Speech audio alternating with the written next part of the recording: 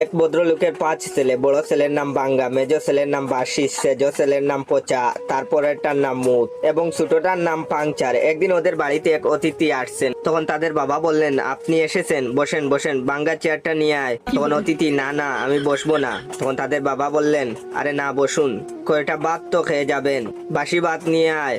তখন অতিথি বললেন, না না জাস্ট খেয়ে এসেছি, খাবো না। তখন তাদের বাবা বললেন, কিছুই খাবেন না?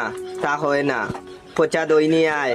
তখন অতিথি বললেন, না না, দই খেলে আমার ঠান্ডা লেগে যায়, প্লিজ আমি খাবো না। তখন তাদের বাবা বললেন, তা কি হয়, কিছু না হোক, অন্তত এক গ্লাস জল তো খান। এটা বলে জুড়ে ডাক দিয়ে বললেন, ওরে মুতে জল দে তো। তখন অতিথি বললেন, আপনি থামুন মশাই। তখন তাদের বাবা বলল, ইস, আপনি কিছুই খেলেন না, ভালো লাগছে না আমার। তখন অতিথি বললেন, আমি চললাম, পরে আসবো। তাদের বাবা বললেন, আপনি হেঁটে এসেছেন, আপনাকে কিন্তু আমি হেঁটে যেতে দেব না। এটা বলে বললেন, পাংচার সাইকেলটা নিয়ে আয় তো বাবা। এটা শুনে অতিথি তো বেহুশ।